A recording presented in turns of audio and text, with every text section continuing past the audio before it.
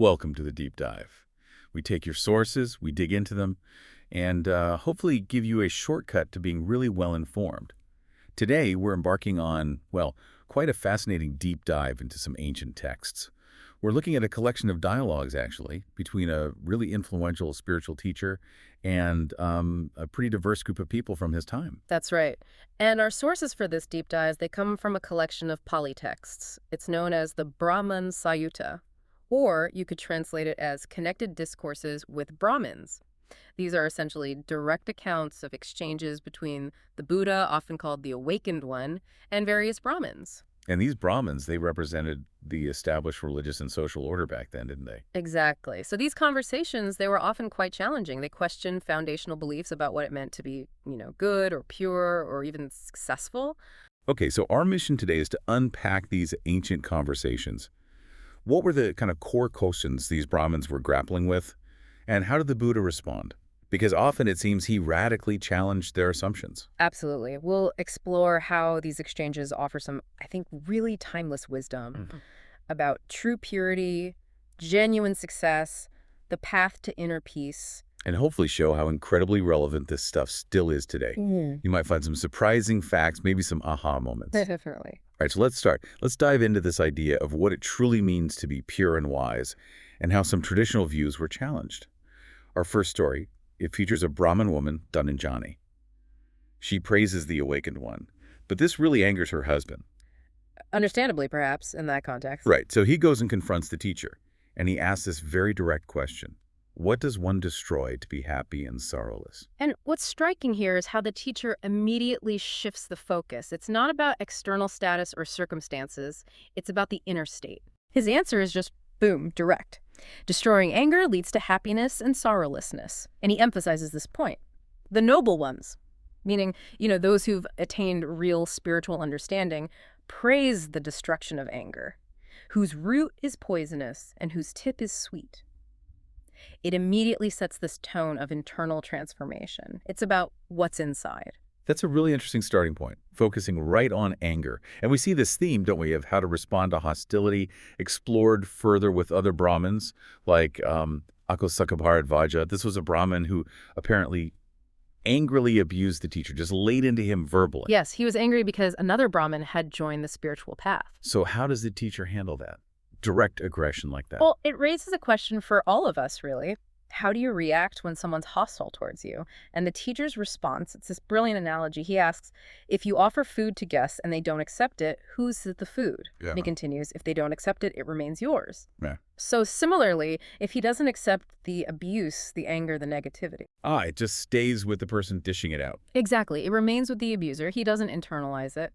And he recites these powerful verses, which actually we see repeated with another Brahmin, Brāhmaṇasaṃyuttaṃ. This other guy also abuses him, declares him defeated. But the teacher's response is just calm. Profound, really. He says, the fool thinks he is won by harsh words, but victory is for the one who endures. Who knows? So the insight there is, Yeah. Wow. It's that you control your internal landscape, right? Not what other people do or say. True power isn't about dominating the situation, maybe, but mastering your response. Precisely. This ancient wisdom argues that peace isn't necessarily the absence of conflict. It's more the presence of calm within the conflict.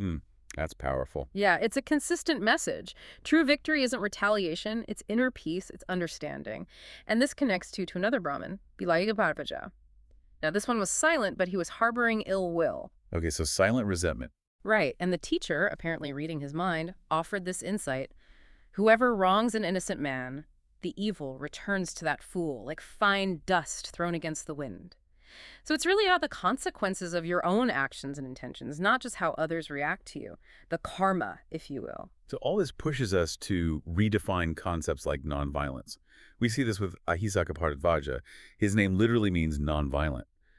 How does the teacher clarify what true nonviolence entails? He makes it clear it's much more than just, not hitting someone. It's deeper than external actions. He says something like, if your name reflects you, then you are indeed a Hisaka, one who does not harm others by body, speech, or mind, that one is truly nonviolent. Body, speech, and mind. So it's a complete internal disposition. Exactly. It's a whole way of being. And this theme of internal transformation continues, right? The actual concept of purity gets this radical redefinition. There's Bhāradvāja who asks, who untangles this tangle? He's talking about the complexities of existence, of suffering. What's the teacher's answer? What's the real way to untangle things? Well, he explains it's not about external stuff, not rituals, not even your birth or lineage. That's not what untangles the tangle, as he puts it. Instead, it's a wise person, someone established in virtue, someone developing their mind and wisdom, diligently, ardently working to eradicate the root causes. Passion, hatred, and ignorance. That's the path to untangling. That is a recurring theme, isn't it? Like with Suttanta Piṭaka, he claimed only Brahmins, with specific knowledge and conduct were pure. But the teacher just completely countered that. Right. How did he redefine purity across those social classes? Yeah, he basically dismantled that idea. He asserted, not by much babbling and chanting is one a Brahmin by birth, but by inner defilement and hypocrisy. That's quite blunt. Wow, yeah. And then he states that anyone, doesn't matter if you're from the traditional priestly class, the warriors, the merchants, the laborers, or even those considered completely outside the system, the outcasts like Chandala or Pukusa. Anyone who is energetic, resolute, always firm in effort, attains supreme purity. So purity is about effort and inner quality, not your birth lottery. That completely upends the traditional social hierarchy. Totally. It's revolutionary for that time and place. And we see this, again, this radical redefinition with Bhāradvāja. He's preparing a fire sacrifice, a traditional ritual. And he asks who's worthy of his offering based on the traditional three knowledges, which were about birth and learning specific texts, right? Correct. That was the standard understanding.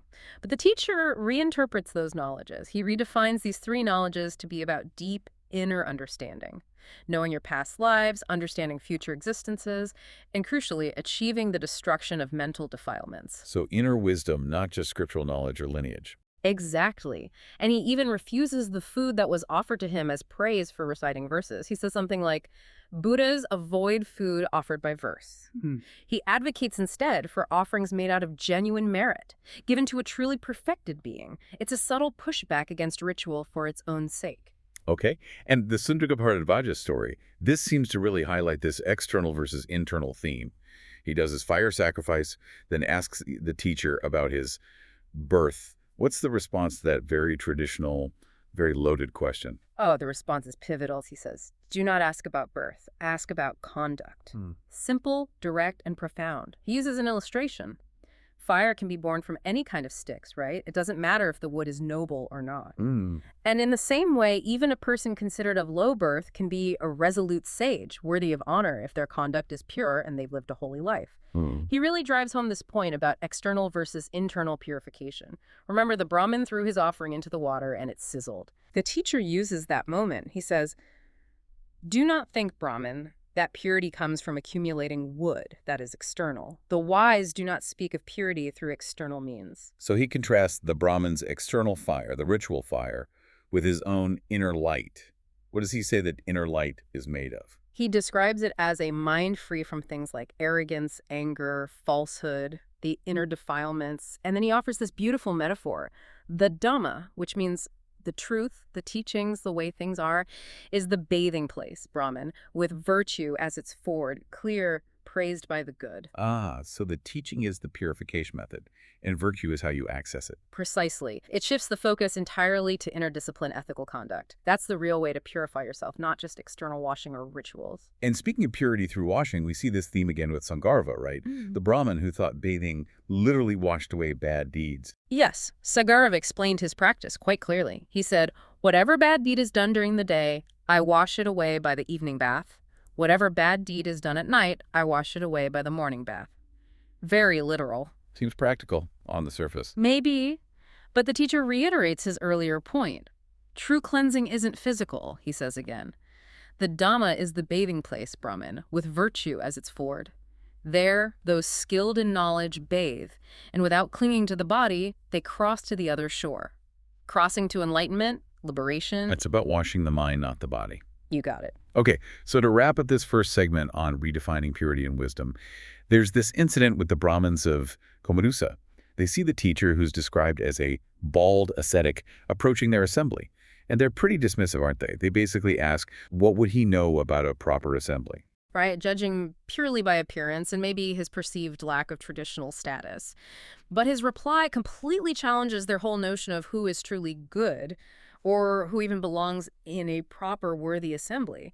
He says something like, "That is not an assembly where there are no good people. They are not good people who do not speak the Dhamma." Yeah. And then the core point, "Those who abandon lust, hatred, and delusion, they are truly good people speaking the Dhamma." So again, it emphasizes that true worth, true belonging. It comes from inner purity and wisdom, not your haircut, not your social status, not your birthright. It's about virtue. It seems like such a consistent thread here is this pushback against just external definitions. So if purity isn't about birth or ritual, what about something really practical, like work or success? How does he challenge those ideas? Let's talk about Bhāradvāja. He was a prosperous farmer, apparently had 500 plows, big operation. Yeah, a wealthy guy by the standards of the day. And he basically tells the teacher, look, if you want to eat, you need to plow and sow like me. Right. A very practical, worldly challenge. And this leads to the teacher's incredible response, often called the Farmer Sutta. He says, effectively, oh, I do plow and sow, but his tools are spiritual. Okay, how does that work? Spiritual farming. He lays out this amazing metaphor. Faith is my seed, austerity the rain, wisdom my yoke and plow, shame is the pole, mine the rope, mindfulness my plowshare and goad. He describes his plowing as guarding his body and speech, being restrained in eating, making truth his cutting away or weeding, Wow. and gentleness his release. Effort is his draft animal, pulling the plow. And this kind of plowing, he says, yields the fruit of immortality, freeing one from all suffering. That is just a profound reimagining of productive labor, isn't it? True success isn't just piling up wealth externally. Not at all. It's about cultivating the inner landscape. And the Right. Udaya Sutta kind of continues this theme, focusing on cycles. Udaya, another Brahmin, he notices the teacher coming to his house for alms again and again. Seems a bit repetitive to him. Like, here he comes again. Pretty much. And the teacher responds with this powerful poem. He draws parallels. Farmers sow again and again. Rain falls again and again. Beggars beg again and again. These worldly cycles. Okay, that makes sense. But then he shifts the focus dramatically. He says, again and again the fool struggles and thrashes. Again and again enters the womb. Birth and rebirth. The contrast. But having found the path to non-becoming, that's nirvana, the end of rebirth, the one with vast wisdom is not born again and again. Ah, so true success, true peace. It lies in escaping that endless cycle of suffering and rebirth, not just repeating worldly actions for worldly results. Exactly. It's about breaking the cycle, not just managing it. And that idea, escaping endless cycles, does that connect to Navakamika Bhāradvāja? He was a builder, right? A Brahmin builder. Yes. He sees the teacher meditating, looking very peaceful in a forest. And he wonders, basically, what work is this guy doing to be so peaceful? He's just sitting there. Right. From a builder's perspective, maybe it looks like inactivity. Precisely. But the teacher's answer is simple, yet really profound. He says, I have no work in the forest. My forest of defilements is uprooted, destroyed. Ah, the inner forest. The inner forest. He finds peace because he's free from the forest, free from arrows of craving. He's enjoying the wilderness because he's abandoned restlessness. So true peace isn't found in building external things, but in dismantling the internal structures of craving and ignorance. That's a powerful contrast. Internal dismantling versus external construction. And we also see this kind of theme in the Kaharta Sutta with the wood-gathering students. Right. These students and their Brahmin teacher, they find the meditator, the Buddha, in what's described as a deep, terrifying, empty, solitary forest. That's pretty intimidating. It does. And they wonder, what profound goal could he possibly be seeking out here in this scary place? And the teacher reveals that his peace, his fearlessness, it comes from eradicating all doubts or clinging born from ignorance. He says he meditates fearlessly because he is, without doubt, unattached, unentangled in all phenomena, having attained supreme, peaceful enlightenment. So ultimate success, in this view, is freedom from those mental burdens, doubt, clinging, ignorance, that allows you to be truly at ease anywhere, even a terrifying forest. That's the idea. Inner freedom transcends outer circumstances. Okay, let's shift gears slightly. How do these deep dives, these dialogues, touch on human relationships, family, societal roles? The Mahasa Sutta paints a pretty stark picture, doesn't it? This old Brahmin, ragged, badly dressed. Yeah, it's quite heartbreaking. His 4 sons have driven him out, along with their wives. They treat him, the text says, like a pig. Just awful. So what kind of advice does the teacher offer in a situation like that? Almost beyond repair. Well, The teacher offers a surprisingly practical and, frankly, quite provocative solution. He advises the old Brahmin to learn some specific verses and recite them loudly in the presence of his sons and the whole public assembly. Public shaming, essentially. You could see it that way. These verses, they lament the son's terrible ingratitude. They compare the father to a useless old horse discarded after its working life. And they provocatively state that a staff is better than disobedient sons, because at least a staff can protect you and help you walk in the dark. Wow.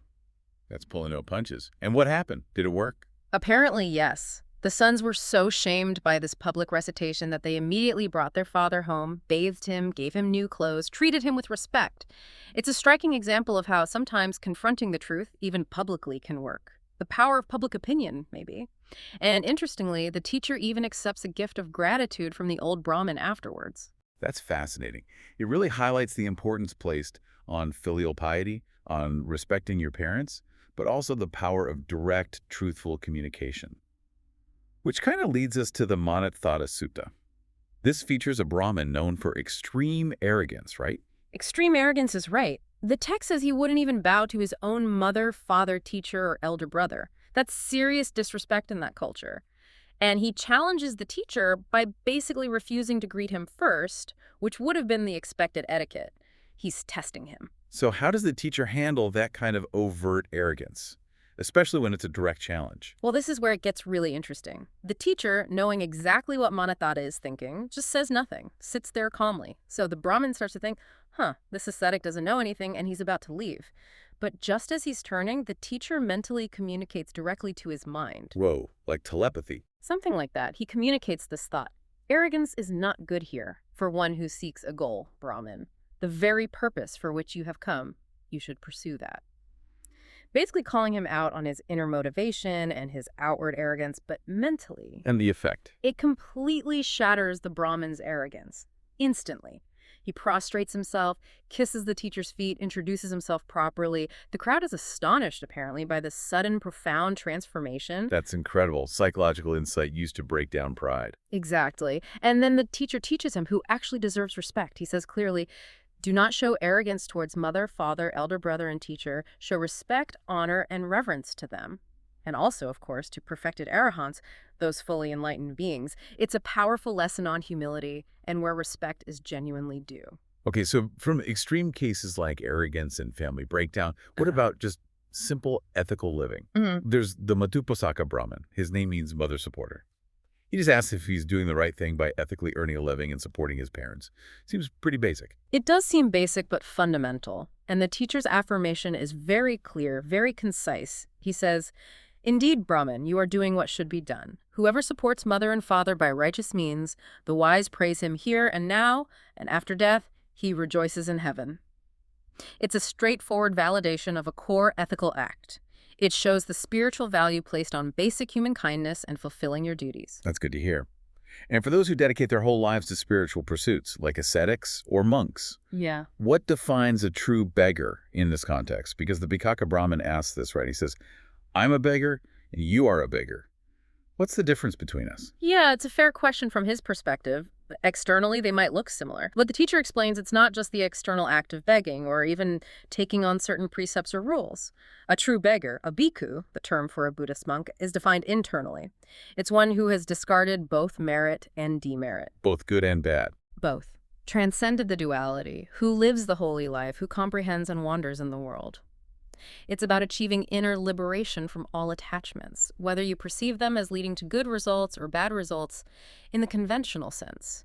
The outward appearance is secondary to that inner state of freedom. Wow. Okay, what a deep dive into these ancient dialogues. It is really striking how consistently these teachings just challenge all the external definitions. Purity, wealth, wisdom, status, and it always seems to turn our focus inward. Absolutely, it really does. Whether the topic is anger or societal expectations or family dynamics or even fundamental concepts like work and spiritual practice, the wisdom presented here just continually pivots us back to what's happening inside ourselves, our motivations, our attachments, our clinging, our level of genuine understanding or ignorance. It truly makes you reconsider what it means to be genuinely pure or truly successful. Yeah. It's clearly not about your birth. It's not about external rituals. It's not even about piling up possessions. It seems to be about cultivating a mind that's free from those defilements, right? Anger, arrogance, passion, hatred, delusion. That's the core of it. It really boils down to how we conduct ourselves internally first, and then how that reflects externally. So this raises, I think, an important question for you, listening right now. How do these ancient definitions of purity, of success, of what it even means to be a good person, how do they challenge or maybe affirm your own modern ideas about what truly matters in life? That's a good question to ponder. What are the tangles, as Bhāradvāja put it, that you might need to untangle within yourself? What needs cultivating to find that kind of inner peace, that lasting success the teacher spoke of? Something to think about. Thank you for joining us on this deep dive. Until next time, keep exploring, keep questioning, and keep learning.